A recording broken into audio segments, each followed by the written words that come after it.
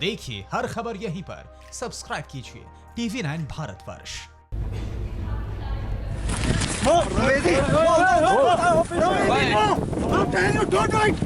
चीन की सेना पीपल्स लिबरेशन आर्मी यानी PLA वास्तविक नियंत्रण रेखा पर ऐसी गुस्ताखी बार बार करती रही है। भारतीय सीमा में घुसती रही है, भारतीय जवानों के साथ झड़प करती रही है। I want your people to go back. Don't want you to go back.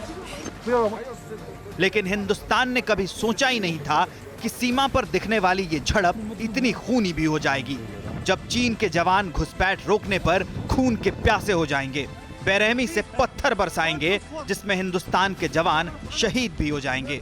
लेकिन ऐसा ही हुआ और सोमवार की रात गलवान घाटी में क्या क्या हुआ ये आपको बताते हैं। सुबह से मीटिंग चल रही थी। 4 मई से गलवान घाटी में भारत और चीन की सेना आमने सामने है और इस गतिरोध को तोड़ने के लिए कई स्तरों पर बातचीत जारी है। डिफेंस सूत्र बताते हैं कि सोमवार को भी सुबह 7:30 बजे से दोनों देशों की सेनाओं के बीच ब्रिगेडियर लेवल की मीटिंग चल रही थी, लेकिन इस मीटिंग का कोई नतीजा नहीं निकला और तय किया गया कि रात में भी गलवान वैली में मीटिंग होगी। रात की मीटिंग में बहस। आसानी से समझा जा सकता है कि जब रात में भारत और चीन की सेना की मीटिंग शुरू हुई होगी तो क्या हुआ होगा।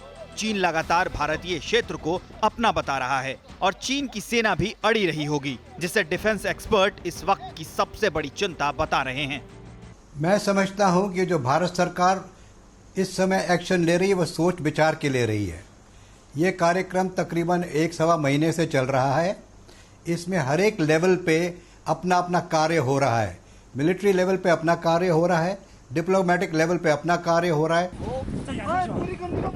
सूत्र बताते हैं कि गलवान घाटी में रात में चल रही मीटिंग के बाद गर्मा गर्म बहस शुरू हुई और इसके बाद ड्रैगन अपने असली रंग में आ गया। भारतीय सेना पर पथराव। सूत्र बताते हैं कि रात में ही चीन की सेना ने भारत के जवानों पर हमला बोल दिया और पत्थर बरसाने शुरू कर दिए। चीन की सेना करीब 2 घंटे तक पत्थर बरसाती रही। गंभीर बात यह है कि जिस ईस्टर्न लद्दाख में ये हिंसक झड़प शुरू हुई, वहां 1962 के बाद से एक भी जवान शहीद नहीं हुआ था। लेकिन सोमवार की रात के चीनी जवानों के हमले ने इस भरोसे को भी तोड़ दिया है कि LAC पर बेवजह खून नहीं बहेगा। ये पहली बार है कि 62 वार के बाद चाइना के साथ आमने सामने गोली चली है और इस तरह से कैजुअल्टीज हुई हैं। इस पे बहुत गंभीरता से विचार करने की ज़रूरत है। खासकर इस टाइम ये एक फ्लैश पॉइंट है, जैसा कि 62 में हुआ था।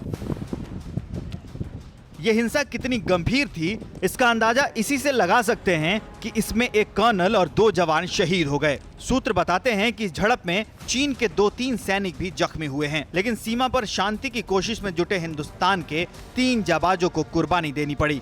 सरहद पर इस बार भी गोली नहीं चली, लेकिन चीन के एक और धोखे की हिंदुस्तान को कीमत चुकानी पड़ी।